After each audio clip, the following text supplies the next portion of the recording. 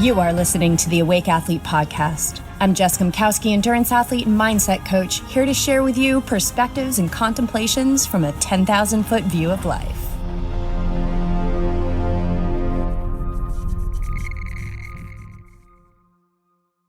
Welcome back to the show, you guys. It has been a couple of weeks since I have been in my podcast closet, but the topics of these next few podcasts that I think will be wrapping up the season really continue to hold strong.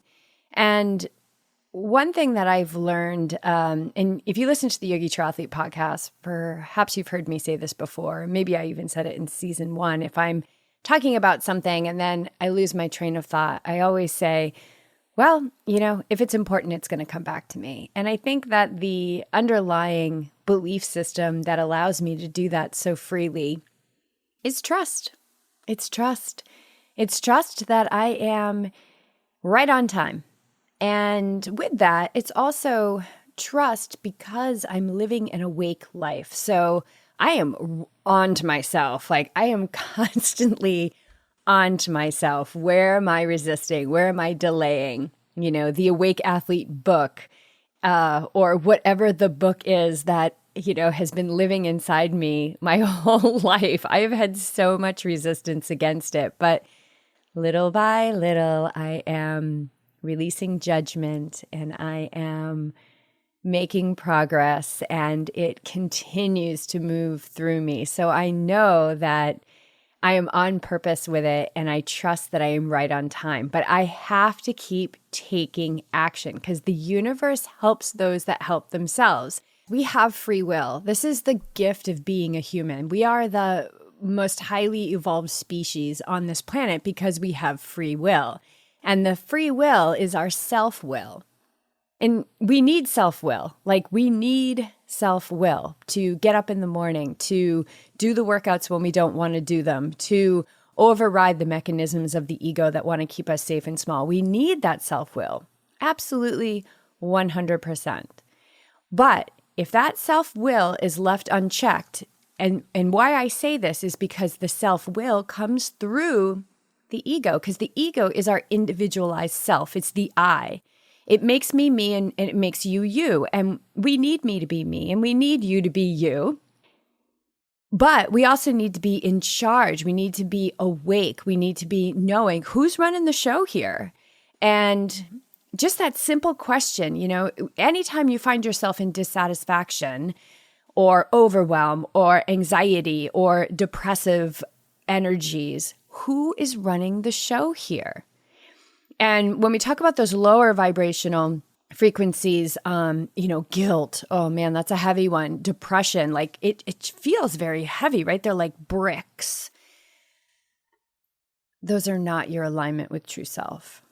And the thoughts that go along with those feelings. And like I said before, the feelings are real, you guys. We are meant to feel.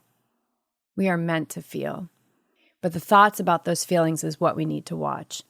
Because left unchecked, those thoughts are dictating our reality.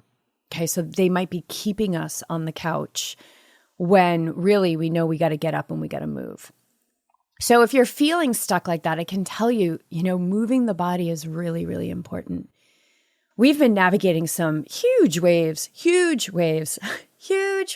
of life over the last few months.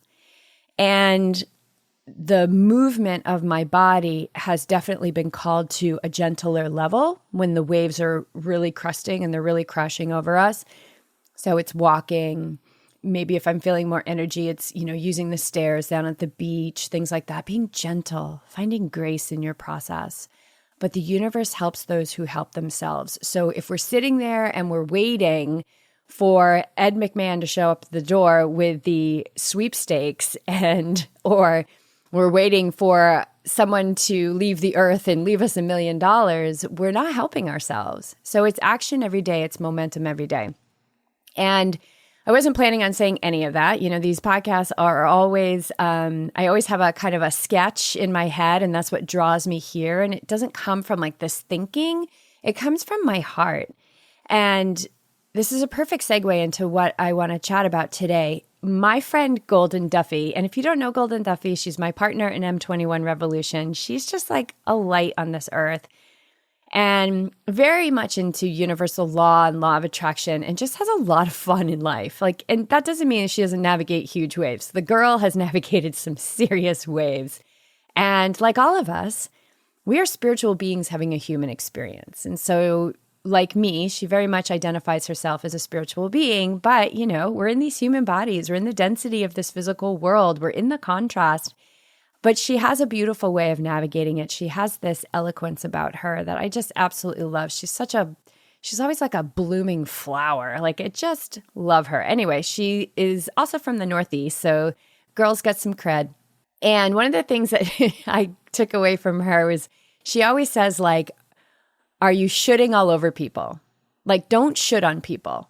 You just don't need to shit on people. I love that. I should be doing this. She should be doing this. He should be doing this. They shouldn't be drinking so much. My sister should be getting off the couch. My brother should be slowing down. My mother should be expressing herself more. My father should be healthier. My cousin should be this. My neighbor should be friendlier. The person I just crossed on the street should have said hello to me. Should. I should be more active. I should be prettier. I should be looking younger. I should be doing something about looking younger. I should be getting off the couch. I should be running faster. Oh my God. Ugh. Do you want me to stop? Because I literally have increased a level of anxiety within me that I am now feeling in my heart, because all those shoulds are resistance, they are fight, and they create suffering, which I'm feeling. Like I'm having a physical reaction right now from doing all that. So here's the counter question, okay? And admittedly, I've had these conversations with my husband about athletes. They're 8 weeks out from an Ironman. They should be getting to the pool. And I say, because I'll tell you right now, I've done this to myself a million times, do it all the time. Should they? Because they're not. So if they're not, then how should they? So what I'm getting at is anytime we say they should, I should, we are fighting against what is. When we're fighting against what is, we're moving from an energy of resistance. Remember, the universe only knows vibration. So, and this is a boomerang game, okay? What we throw out, we get back. If we are moving from resistance, if we are letting these habitual loops and neural patterning that have been reinforced, and let's face it, guys, our society reinforces this should all the time. The government should be doing this class should be doing this race should be doing this shouldn't be. Here's another one. This shouldn't be happening. And now we're moving from resistance. And when we move from resistance, like what we resist persists. It's totally true. When we move from resistance, we will get more reasons in our life to resist. We will get so many freaking reasons in our life to resist until we finally say, oh my God, like literally G-O-D, I surrender. I can't do anything about this situation. This is what it is. But what I can do is I can use my free will to zoom out and look at the solutions here. And the solutions are going to be found in the options. So if I'm frustrated because I should be running a faster pace than I'm running, and if I can't manage that or allow for that, and that resistance is growing, I will stop. I will sometimes pause my watch. I will close my eyes. I will take 5 breaths. I don't care who's walking by. I don't care who sees me doing this. I do not care about any of that, because the solution energy around that is, oh my gosh, look at that person. They're stopping. They're closing their eyes. They're breathing, right? It's like you're living the demonstration for people. But the ego says they're going to think I'm weird. So I don't listen to that. I love to meditate in public. I do it on the plane. I do it in the airport. I do it in the middle of my run. I will audibly chant the vibration of Om halfway through a run. I will sweep my arms up. I will open my heart. I will fold forward. I will hang there for a couple of breaths. And then I'll start that watch and I'll start running again. So anytime we're in the should, the question to ask is, should I? Because I'm not. So if I'm not, how should I be doing something different? Because what I'm doing in this moment, what this pace is, how much wine that person is drinking, whatever it may be, is the reality of this moment. But I can choose the perspective that is more loving, more compassionate, and more solution-like, that will lighten the energy and give space for change to occur. And even in the inquiry of, should I? Because I'm not. Should she? Because she's not. Even in that inquiry, we start to interrupt the pattern. Change can only happen in the now moment. That is the only time change can occur. The more we fight what is, the more we stay on the road to nowhere. We stay in frustration. We stay in what we would call unrealistic desires, which creates a lot of stress and anxiety and depression in our lives. Or we can say, okay, here it is right here.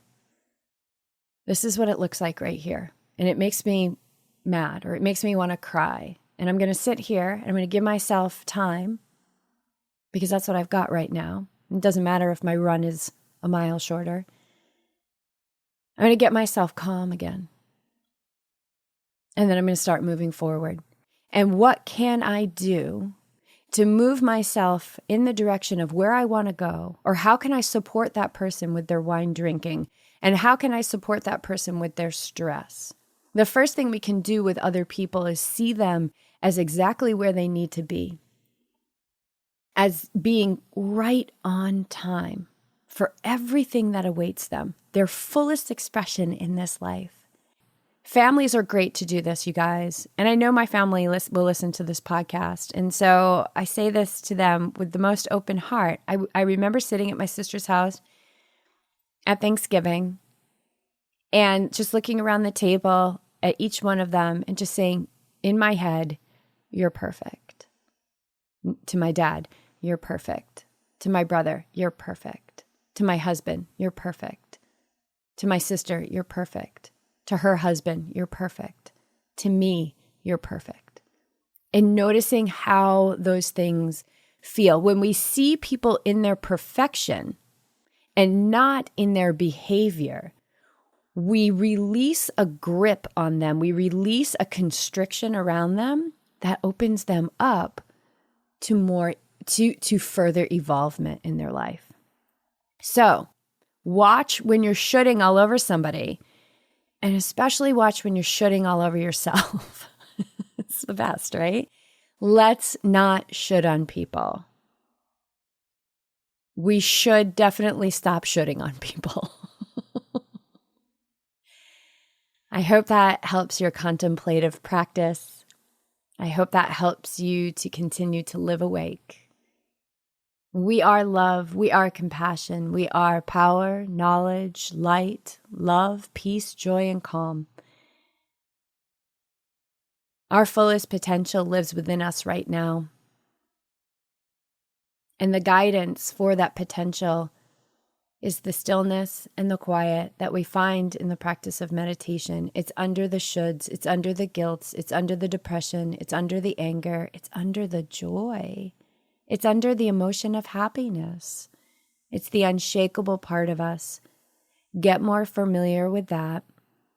And the letting go of behaviors like shooting on people will be so much easier. In fact, what happens is that they fall away on their own when the time is right, most oftentimes without you even noticing, and it's effortless.